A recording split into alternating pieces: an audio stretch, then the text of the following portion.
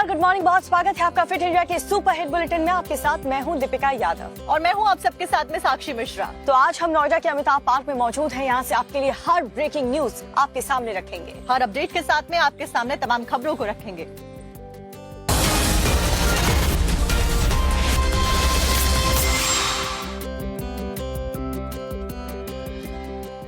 और देखिए, इस बीच सबसे पहले बड़ी खबर का रुख करते हैं जम्मू कश्मीर से, जहां पर आज चुनाव होने हैं। विधानसभा की 26 सीटों के ऊपर आज चुनाव होने हैं। आपको बता दें कि इस बीच 239 प्रत्याशियों का भाग्य का फैसला आज होगा। 25,78,000 मतदाता आज वोटिंग करने के लिए जा रहे हैं जम्मू कश्मीर में। जहाँ कई ऐसे कैंडिडेट्स हैं जो आज अपनी किस्मत आजमाएंगे। दूसरे चरण की वोटिंग को लेकर के सुरक्षा के कड़े इंतजाम भी किए गए हैं। सुबह 7 बजे से लेकर शाम 6 बजे तक ये वोटिंग होगी।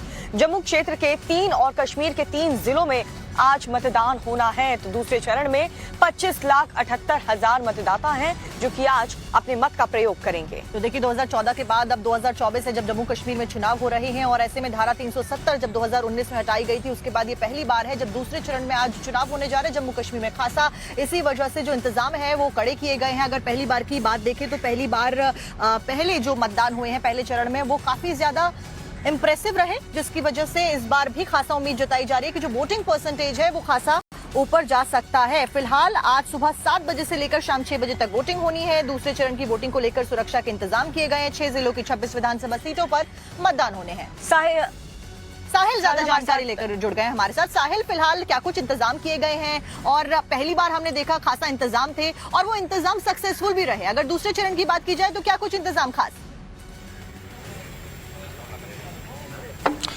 देखिए, दूसरे चरण की वोटिंग के लिए जो इंतजामात चुनाव आयोग के द्वारा करने थे वो मुकम्मल कर लिए हैं और मेरे सहयोगी मीर महराज आपको दिखाएंगे। हम बडगाम के एक पोलिंग स्टेशन के बाहर हैं।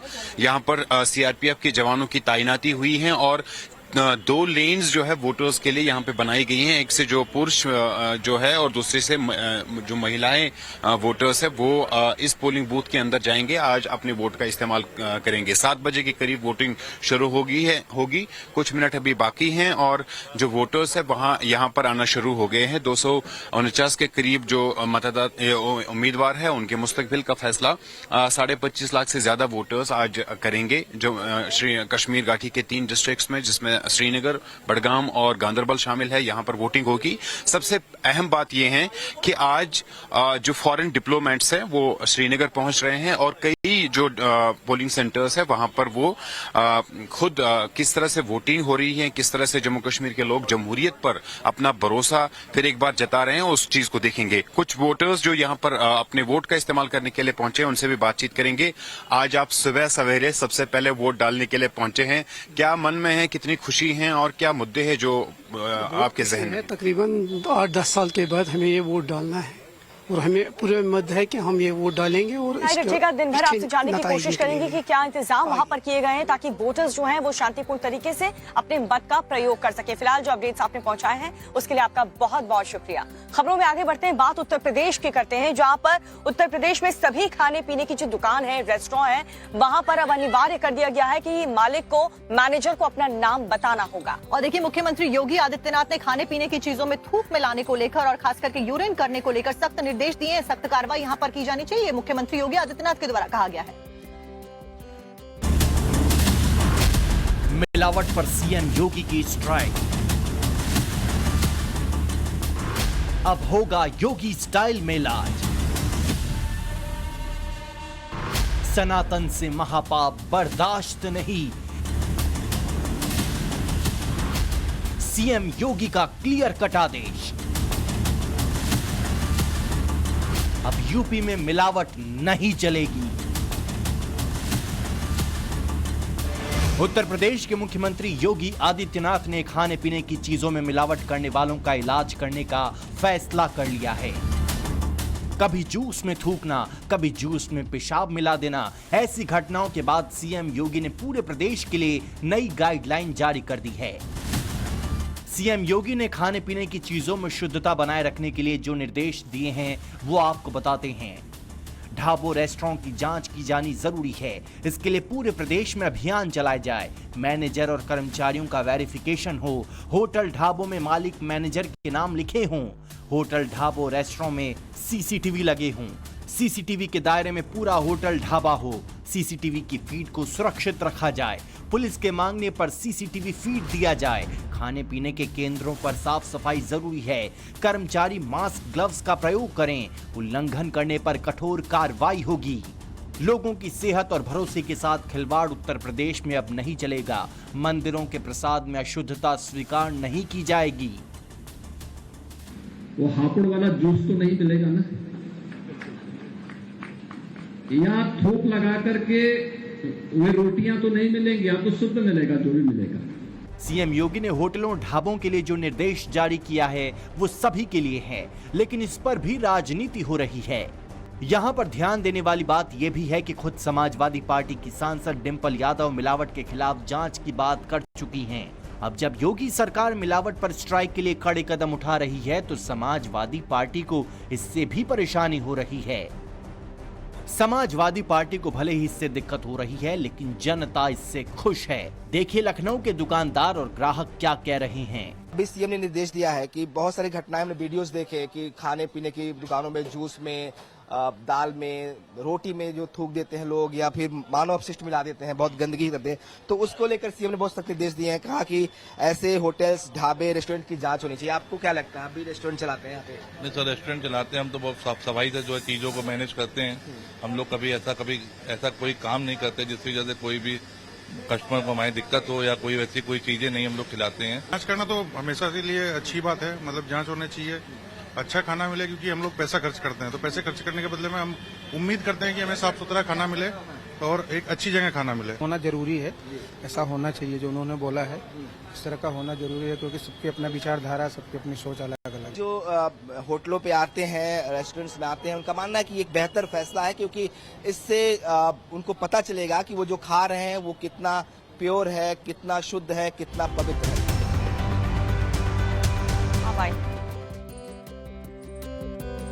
और देखिए इस बीच अगली खबर का रुख करते हैं उत्तर प्रदेश के कौशाम्बी से। वक्फ बोर्ड से जुड़ा हुआ ये पूरा मामला है। आपको बता दें कि वक्फ बोर्ड की 96 बीघा जमीन खाली करवाई गई है। कार्रवाई यहाँ पर की 1950 से ये मामला कोर्ट में चल रहा था, उसके बाद फिलहाल ये कार्रवाई की गई। जमीन को सरकारी खाते में दर्ज किया गया है। उत्तर प्रदेश के वक्फ से मुक्त कराई गई 96 बीघा जमीन कोर्ट ने वक्फ की संपत्ति मानने से मना किया है। जमीन को सरकारी खाते में दर्ज किया गया है। यूपी में वक्फ से मुक्त कराई गई है 96 बीघा जमीन और कोर्ट ने वक्फ की संपत्ति मानने से किया मना। और इसी बीच ये कार्रवाई यहाँ पर की गई है। वक्फ से जुड़ी संपत्ति का ये पूरा मामला 1950 से कोर्ट में पूरा मामला चल रहा था। यूपी के कौशाम्बी से ये बड़ी जानकारी, जहाँ पर प्रशासन ने एक्शन फिलहाल लिया है।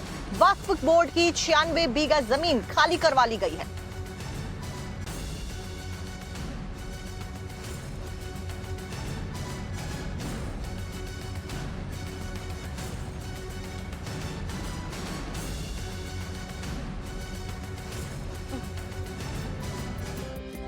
अगली खबर आपको आगरा ताज नगरी से बताने जा रहे हैं, जहां पर सरकारी जमीन कब्जा कर किए गए अवैध निर्माण पर बुलडोजर वाली कार्रवाई देखने को मिल रही है। आप देखिए सबसे महत्वपूर्ण सवाल ये है कि जो लोग उस समय आरोपी की गिरफ्तारी को लेकर बवाल को हवा दे रहे थे, अब उसके मारे जाने के बाद में क्यों बवाल मचा रहे हैं? कहीं ऐसा तो नहीं कि महाराष्ट्र में भी यूपी की तरह एनकाउंटर पॉलिटिक्स ने एंट्री मार दी है? ये तस्वीरें ताज नगरी आगरा की हैं। आगरा के कमला नगर इलाके में सरकारी जमीन पर अवैध कब्जों के खिलाफ बड़ा एक्शन चल रहा है। देखिए कैसे नगर निगम का महाबली सरकारी जमीन पर बने इस अवैध मकान को जमींदोज कर रहा है। मंगलवार को कमला नगर के ब्लॉक बी और डी में नगर निगम का बुलडोजर गरजता नजर आया। करीब 1 दर्जन मकानों के खिलाफ एक्शन हुआ। लोगों ने अपने घरों के आगे सड़क की सरकारी जमीन पर कब्जा करके पक्के निर्माण करा लिए थे। नगर निगम के नोटिस के बाद भी जब लोगों ने अवैध कब्जा नहीं हटाया तो नगर निगम के कर्मचारी बुलडोजर लेकर पहुंच गए और सरकारी जमीन पर किए गए पक्के निर्माण और बाउंड्री वॉल को धराशायी कर दिया।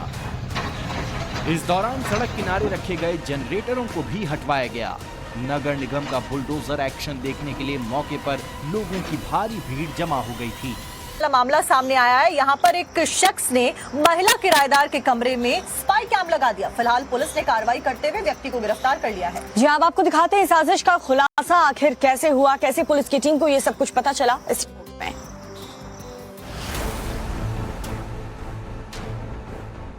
पूर्वी दिल्ली के शकरपुर इलाके से यह हैरान करने वाला मामला सामने आया है। यहाँ किराए के मकान पर रहने वाली लड़की के कमरे और बाथरूम में मकान मालिक के बेटे ने स्पाई कैम लगाया हुआ था। मामले का खुलासा तब हुआ जब एक दिन लड़की ने अपने कमरे को सर्च किया। शिकायत मिलने के बाद दिल्ली पुलिस ने इस मामले की छानबीन शुरू की तो पता लगा लड़की करीब 3 महीने पहले उत्तर प्रदेश में अपने घर पर गई थी। उसने अपने फ्लैट की चाबी अपने मकान मालिक के बेटे करण को दी थी। जब पुलिस ने करण से पूछताछ की तो उसने बताया कि उसने इलेक्ट्रिक मार्केट से 3 सीसीटीवी स्पाई कैमरे खरीदे और एक स्पाई कैमरा उसने लड़की के बाथरूम और बेडरूम में इंस्टॉल कर दिया था। देखिए, ये वो घर है और इस घर में जो यूपीएससी की तैयारी करने वाली जो अभ्यर्थी थी वो यहाँ रहती थी। वो बीते महीनों वो अपने घर गई थी। घर जब जा रही थी तो उसने अपने यहाँ वो किराए पर रहती थी, उसने अपने कमरे की जो चाबी है उसने मकान मालिक को दे दिया था। लेकिन जब वो घर से वापस आई तो घर से वापस आने के बाद उसने अपने व्हाट्सएप पे कुछ संदिग्ध गतिविधि देखी। उसके बाद जब उसने अपने कमरे की छानबीन की तो उसने पाया कि उसके बेडरूम में और उसके बाथरूम के अंदर जो बल्ब होल्डर है उस होल्डर के अंदर कैमरे लगे हुए थे। कल हमें एक लेडी की कंप्लेंट मिली थी कि वो शकरपुर में एक मकान में किराए पे रहती है और उनको अपने कमरे में एक स्पाई कैमरा मिला था। इमीडिएटली पुलिस जब मौके पर पहुंची और फैक्ट्स हमने वेरीफाई किए तो आईओ और उनके जो साथी थे उनको पता चला कि उस लेडी के कमरे में 2 जगह पे स्पाई कैमराज इंस्टॉल थे, एक बाथरूम में और एक बेडरूम में। लेडी से पूछताछ करने पे पता चला कि मकान मालिक के जो बेटे हैं वो फ्रिक्वेंटली उनके कमरे में मेंटेनेंस वगैरह को लेकर आते जाते रहते थे उनके पीछे से, और कई बार आते जाते इमरजेंसी में अपने कमरे की चाबी वो उन मकान मालिक के बेटे के पास ही छोड़ कर जाती थी, जो कि उनके काफ़ी ट्रस्टेड थे। पुलिस ने करण को गिरफ्तार कर लिया है। पुलिस ने उसके पास एक स्पाई कैमरा और 2 लैपटॉप भी बरामद किए हैं। लैपटॉप में वो स्पाई कैमरे की वीडियो को रिकॉर्ड करता था। जो शख्स है जिसने उसके कमरे में वो लगाया था सीसीटीवी के होल्डर का कैमरा, उसको पुलिस ने जब अपने गिरफ्त में लिया तो उसने पुलिस के सामने एक्सेप्ट किया कि उसने इलेक्ट्रिक मार्केट से 3 सीसीटीवी कैमरे खरीदे थे, जिसमें 2 उसने कैमरे इंस्टॉल किए थे, एक उसने इंस्टॉल नहीं किया था। पुलिस ने उसके पास से 2 लैपटॉप और सीसीटीवी कैमरे बरामद किए हैं और पुलिस लगातार जो है उसको लेकर के छानबीन कर रही है। उस पर मामला दर्ज हो चुका है, वो फिलहाल वो पुलिस की गिरफ्त में है। लेकिन साथ ही साथ आपको बताना चाहूंगा कि जो जानकारियां मिली उसके मुताबिक कि जो शख्स है करण नाम का, उसने जब उसने सीसीटीवी कैमरे लगाए थे तो उस कैमरे के अंदर मेमोरी कार्ड थे और जब भी वो छात्रा कहीं से यहाँ से बाहर जाती थी तो उससे वो जबरदस्ती चाबी देने की जिद करता था और उसके जब वो चाबी देकर के यहाँ से जाती थी तो उस चाबी से वो उसके कमरे को खोलता था और जो उसमें जो मेमोरी कार्ड होती थी उस मेमोरी कार्ड से डेटा अपने लैपटॉप में लेता था। तो ये मामला काफ़ी ज़्यादा गंभीर था, जिसके बाद जब ये पूरी जानकारी उस लड़की को मिली और उस छात्रा ने जब अपने वॉशरूम को चेक किया और अपने बेडरूम को चेक किया तो वहाँ उसने पाया कि उस जो बल्ब का होल्डर है उसमें वो कैमरे लगे हुए थे। और उसके बाद मामले जब इसकी जानकारी पुलिस को दी, जब पुलिस को शिकायत दर्ज कराई तो पुलिस ने पूरी छानबीन करके उस लड़के को गिरफ्तार कर लिया है और पुलिस उससे और आगे की तहकीकात कर रही है। करण के बारे में बताया गया है कि वो दिव्यांग है और पिछले 7 साल से कॉम्पिटिटिव एग्जाम्स की तैयारी कर रहा था। अब ओवरलोड ट्रक होगी तो जाहिर सी बात है पेनाल्टी लगेगी, लेकिन यहाँ पर ओवरलोड ट्रक पर जैसे ही पेनाल्टी लगी तो टोल बूथ पर ही तोड़फोड़ मचा दी ट्रक ड्राइवर ने और साथ ही टोल बूथ के शीशे तक तोड़ दिए। देखिए, खबर राजस्थान के भीलवाड़ा से है, जहां पर ट्रक चालकों ने टोल प्लाजा पर जमकर उत्पात मचाया। आपको भी दिखाते हैं। ये तोड़फोड़ भीलवाड़ा चित्तौड़गढ़ नेशनल हाईवे पर गंगरार टोल प्लाजा पर हो रही है। देखिए कैसे ये ट्रक चालक टोल नाके पर गदर मचा रही हैं। टोल बूथ के शीशे तोड़ दिए, लोहे की पाइप, डंडा जिसके हाथ जो लगा उसी से कहर मचाना शुरू कर दिया। देखिए कैसे शख्स ने टोल बैरियर को भी तोड़ डाला। दरअसल ओवरलोडेड ट्रक पर पेनल्टी लगाने को लेकर ये पूरा फसाद शुरू हुआ। कुछ ट्रकों पर ओवरवेट माल लदा था। टोल प्लाजा पर इन ट्रकों को रोका गया। वजन करने के बाद टोल कर्मचारी ने पेनल्टी भरने को कहा। इसी बात से नाराज ट्रक चालकों ने ट्रकों को आड़े तिरछे खड़ा कर जाम लगा दिया। ट्रक चालकों ने पेनल्टी भरने से मना कर दिया। टोल कर्मियों के साथ बहसबाजी के बाद ट्रक चालक उत्पात मचाने लगे। टोल प्लाजा पर जमकर तोड़फोड़ की गई। हंगामे की खबर मिलने के बाद पुलिस मौके पर पहुंची, तब जाकर टोल से जाम खुल सका। पुलिस ने तोड़फोड़ के 3 आरोपियों को मौके से गिरफ्तार भी कर लिया। बाकी आरोपियों की तलाश की जा रही है। बदलापुर में जो कांड हुआ और बदलापुर में आरोपी की गिरफ्तारी को लेकर जो प्रदर्शन हुए, उसको देखकर एक बार फिर से महाराष्ट्र में जो हड़कंप है वो मचा हुआ देखा जा सकता है। इस सबके बीच में बदलापुर कांड के आरोपी अक्षय शिंदे के एनकाउंटर ने महाराष्ट्र की सियासत में एक बार फिर से उबाल ला दिया है। लेकिन सवाल ये उठता है कि जो लोग उस समय आरोपी की गिरफ्तारी को लेकर के इतना ज्यादा बवाल कर रहे थे, अब उसके एनकाउंटर को लेकर के इतना हाय तौबा क्यों मचाया जा रहा है? देखिए रिपोर्ट।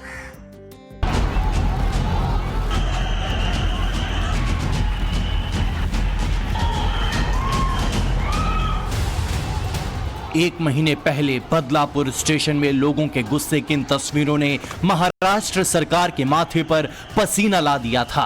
स्कूल की 2 बच्चियों के यौन शोषण के खिलाफ इस भीड़ ने रेल के पहियों पर ब्रेक लगा दिया था। विरोध के दौरान जमकर पत्थरबाजी हुई थी और ये पूरी नाराजगी महाराष्ट्र की शिंदे सरकार के खिलाफ थी कि सरकार ने आरोपी की गिरफ्तारी क्यों नहीं की। ठीक 1 महीने 10 दिन बाद उसी जगह यानी ठाणे के बदलापुर स्टेशन के बाहर पटाखे फोड़े जा रहे हैं, मिठाइयां बांटी जा रही है, जश्न मनाया जा रहा है और खास बात यह है कि अब यहां शिंदे सरकार की वाहवाही हो रही है। सोमवार को मुंबई पुलिस के क्राइम ब्रांच ने एक एनकाउंटर कर दिया। जिसका एनकाउंटर हुआ उसका नाम अक्षय शिंदे है। वही अक्षय शिंदे जो स्कूली बच्चियों से यौन शोषण का आरोपी था। बदलापुर में जो बवाल हुआ था वो इसी की गिरफ्तारी को लेकर था। पुलिस ने अक्षय शिंदे को पॉक्सो एक्ट के तहत गिरफ्तार किया था। सोमवार की शाम 5 बजे क्राइम ब्रांच की टीम अक्षय शिंदे को तलोजा जेल से ऑफिस पूछताछ के लिए ले जा रही थी। तभी अक्षय शिंदे ने वैन के अंदर एक पुलिस अधिकारी नीलेश मोरे के रिवॉल्वर छीनने की कोशिश में 3 राउंड फायरिंग कर दी, जिसमें एक गोली नीलेश मोरे को लगी। जवाबी फायरिंग में पुलिस ने अक्षय शिंदे को ढेर कर दिया।